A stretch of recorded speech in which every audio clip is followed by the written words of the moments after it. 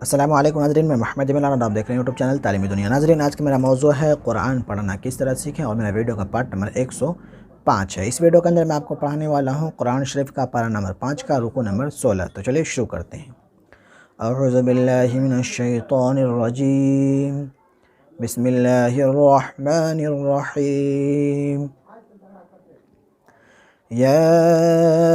अय्युहल्लज़ीना आमनू कूनू قوامين بالقسط شهداء لله ولو على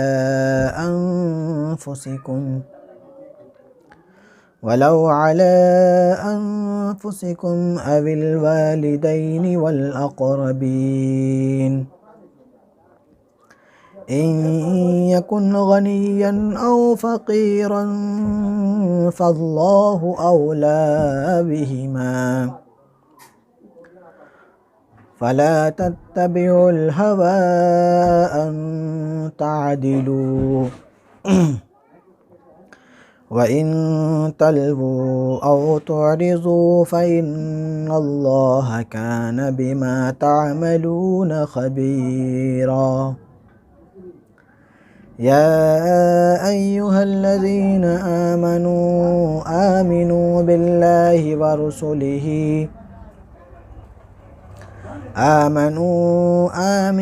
بالله ورسوله والكتاب الذي نزل على رسوله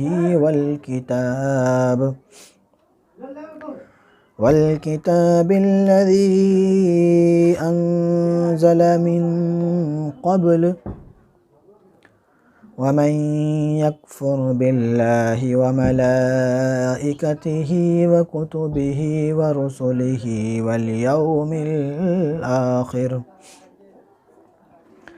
واليوم الآخر فقد ضل ضلالا بعيدا إن الذين آمنوا ثم كفروا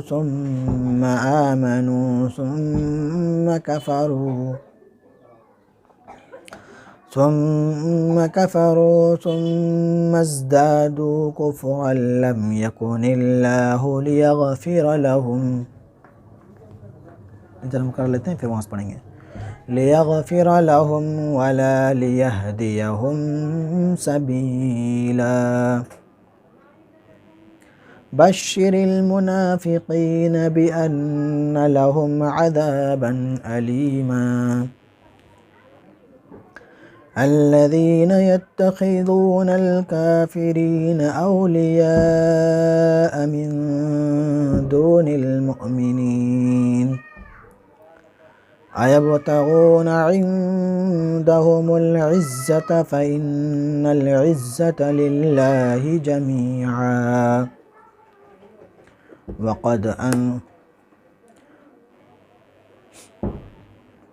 وقد نزل عليكم في الكتاب أن إذا سمعتم آيات الله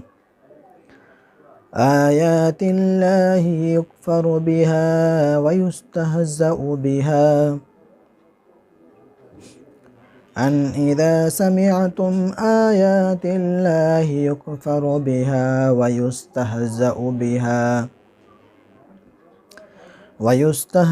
بها فلا تقعدوا معهم حتى يخوضوا في حديث غيره إنكم إذا مثلهم إن الله جامع المنافقين والكافرين في جهنم جميعا الذين يتربصون بكم فإن كان لكم فتح من الله قالوا ألم نكن معكم وإن كان للكافرين نصيب قالوا ألم نستحوذ عليكم ألم نستحوذ عليكم ونمنعكم من المؤمنين فالله يحكم بينكم يوم القيامة ولن يجعل الله للكافرين على المؤمنين سبيلا صدق الله العظيم।